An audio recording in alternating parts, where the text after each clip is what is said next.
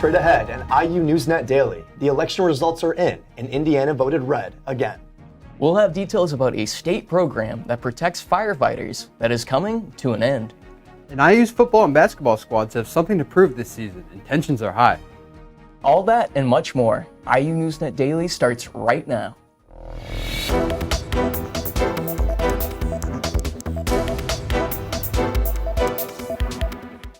Hello and welcome to IU NewsNet Daily. I'm Luke Artema. And I'm Jack Bassett. We've got an exciting show for you today. Starting with what you've all been waiting for, it's official. Donald Trump has won his second term as president with the results of the 2024 general election. Despite losing the 2020 election, facing 2 presidential impeachments, and serving several criminal convictions, Trump will again return to the White House. Vice President Kamala Harris conceded her loss and urged voters to accept the 2024 presidential election results. At a speech at Howard University, she promised to, quote, keep up that fight that fueled this campaign. The outcome of this election is not what we wanted, not what we fought for, not what we voted for, but hear me when I say, the light of America's promise will always burn bright. As in years past, Indiana's general elections stay red when it comes to public officials. Results have yet to be finalized, but according to AP projections, Republican U.S. Senator Mike Braun is set to be the next governor with more than 50% of the popular vote. In the state attorney general race, Republican Todd Rokita is set to hold his position in office. According to the state congressional election results, Indiana is expected to maintain its 7-2 Republican seat majority. Indiana's voter registration was higher this year, but remained among the lowest nationally. Unlike other states where voters can register until Election Day, Indiana's registration window closed on October 7. 10 days after registration ended, the citizenship status of 500,000 voters was reviewed, leading to a reduction in the number of people who were eligible to vote. More than 29,000 people voted early in Monroe County, surpassing early turnout levels from both 2016 and 2020. In 2020, Indiana's voter turnout was 61%, the 9th lowest in the country. The Indiana Bar Foundation Civic Index ranked Indiana 50th out of 51 in voter turnout among all U.S. states. Beyond the expected turnout, students on campus were thrilled to vote in their first general election. Jay Upshaw is here with a look at the voting experience for several IU students. Jay? This Tuesday was the first time a lot of voters got to participate in the general election. I spoke to some students about their experiences before the big day and got their thoughts. It's that time of the year again. Time to cast your votes on the next general election. A lot of students on campus are getting ready for the big day. Dr. Gloria Howell, director of the Neil Marshall, points out the excitement a lot of students seem to share about being able to use their voice for the first time. I would definitely say that students are probably more excited this year than ever to vote. I haven't had to really convince a lot of my students that voting was important, which feels good. They have really been wanting to and looking forward to, I would say, expressing their voice through the vote. I feel really comfortable here, and I really want to make an impact in the place that I currently live in. So I definitely would love to vote here in Bloomington, my hometown.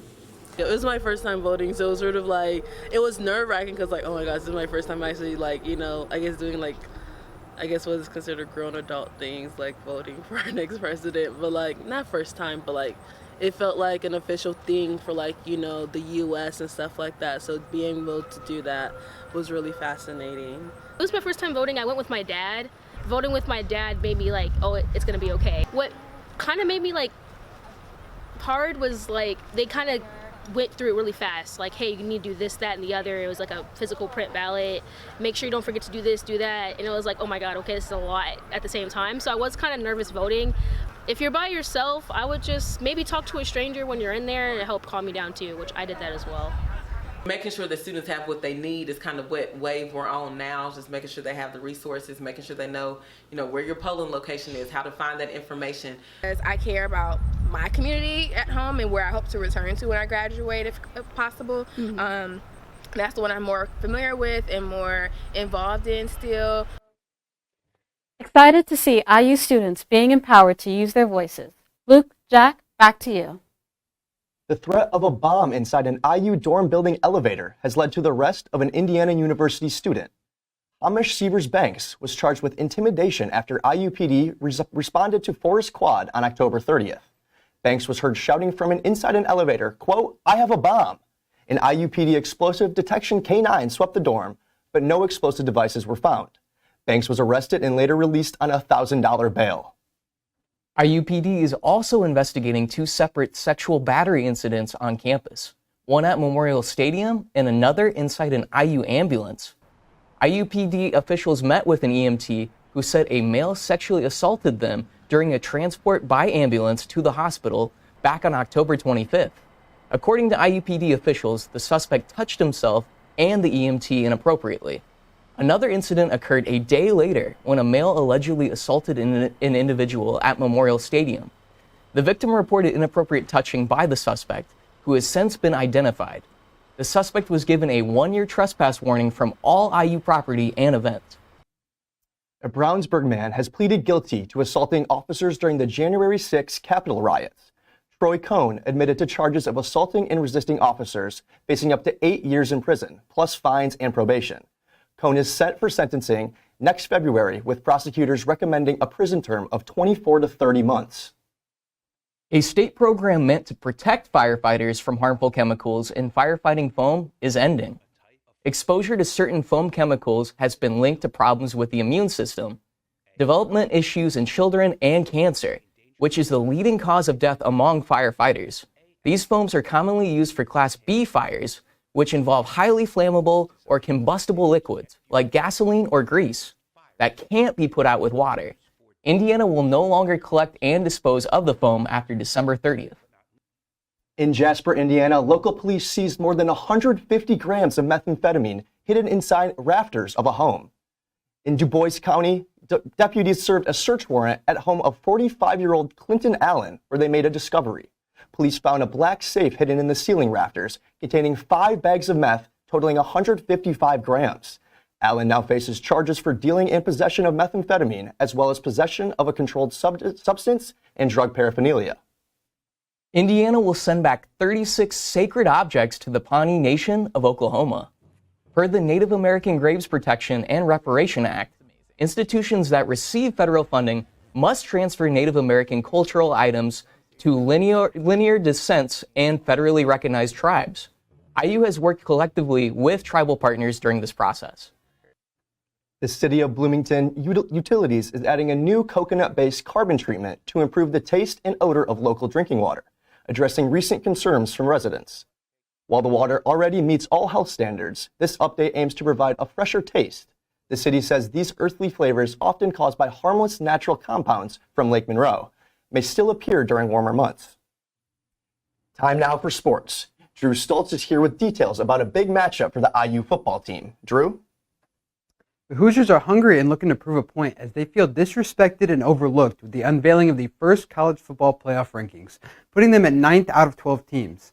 This Saturday marks the first time since 1968 that Indiana has been favored in a game against Michigan.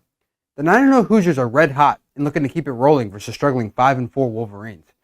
Curtis Rourke returned to the helm of the offense with an impressive showing last week against Michigan State with a 47-10 win. Indiana hopes to keep rolling on Saturday at 3:30 game time at Memorial Stadium in Bloomington. The Hoosiers kicked off their 2024 basketball season sitting at 17th in the top 25 rankings. They faced off against SIU Edwardsville at Assembly Hall. Indiana pulled out an easy 80-61 win led by Mackenzie Mbako, dropping a career-high 31 points on 13-17 shooting and 4 of 5 from 3. The two big men, Malik Renew and Umar Ballo, each added 15 points of their own. The Hoosiers played great defense but allowed way too many offensive boards, 16 to be exact, with 13 second-chance points coming off of them. The Hoosiers have a lot to improve on, but they're off to a good start, especially being able to get their guards going.